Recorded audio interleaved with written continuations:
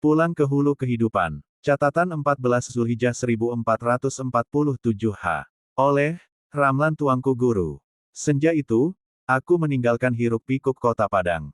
Kota yang selama ini menjadi ruang pengabdian, tempat mencari nafkah, membesarkan anak-anak, serta berbagi hidup bersama istri dan keluarga. Bersama kendaraan yang melaju perlahan menuju kampung halaman, kubawa pula segala bingar kehidupan kota, urusan pekerjaan yang belum selesai, amanah yang terus menunggu, dan berbagai cerita yang silih berganti mengisi hari.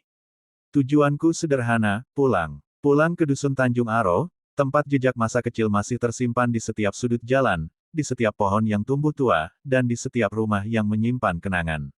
Menjelang sampai, azan maghrib mulai berkumandang dari surau-surau kampung. Suaranya lembut menembus senja. Namun malam itu ada sesuatu yang berbeda. Purnama tampak begitu terang. Seakan-akan ia menahan langkah cahaya siang agar tak segera pergi. Langit dan bumi seperti sedang berbagi cerita tentang kerinduan seorang anak yang kembali ke rumah ibunya. Sesampainya di rumah, sosok sang ibu sudah terbaring. Ibuku usianya kini 87 tahun. Tubuhnya memang mulai renta, tetapi kasih sayangnya tetap utuh seperti dahulu.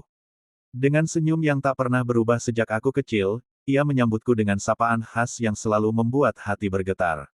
Pulang Ang. Dua kata sederhana, namun di dalamnya tersimpan doa, cinta, kerinduan, dan penerimaan tanpa syarat yang hanya dimiliki seorang ibu. Aku mendekat, mencium tangannya, lalu duduk bersamanya. Malam itu kami bercengkerama dalam suasana khas desa. Tidak ada kemewahan, tidak ada protokol, hanya percakapan hangat antara seorang ibu dan anaknya. Ia bertanya tentang anak-anakku, tentang istriku, tentang pekerjaan dan perjalanan hidup. Sesekali ia mengingat berbagai peristiwa yang telah berlalu. Tentang orang-orang yang sudah mendahului, tentang saudara-saudara, tentang takdir yang datang silih berganti. Lalu, sebagaimana biasanya, di ujung setiap percakapan selalu ada petuah yang keluar dari kebijaksanaan seorang ibu yang telah lama berdamai dengan kehidupan. Kita ini hanya menjalani takdir Allah. Jalani saja hidup dengan apa adanya. Jangan melawan jalan yang sudah digariskannya. Kalimat itu sederhana, tetapi terasa begitu dalam. Mungkin karena ia lahir dari pengalaman panjang seorang perempuan yang telah melahirkan 13 kali dan membesarkan 12 anak hingga dewasa.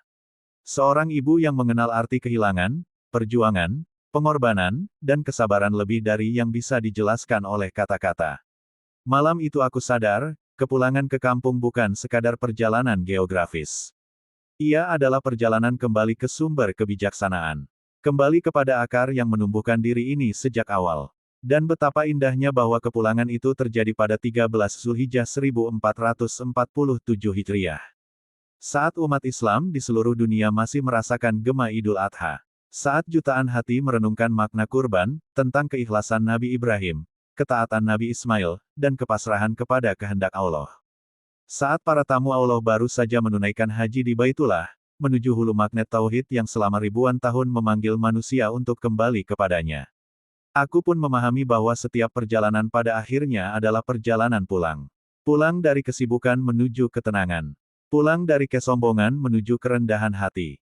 Pulang dari keramaian dunia menuju ruang perenungan. Dan suatu hari nanti, kita semua akan pulang kepada pemilik kehidupan itu sendiri. Maka malam di Tanjung Aro itu menjadi pelajaran yang tak tertulis dalam buku manapun. Pelajaran yang datang dari seorang ibu berusia 87 tahun yang mungkin tidak banyak membaca teori kehidupan, tetapi telah menjalani dan memahaminya dengan sepenuh hati. Di bawah cahaya purnama yang masih menggantung di langit Zulhijjah, aku mendengar suara kampung yang tenang dan nasihat ibu yang sederhana.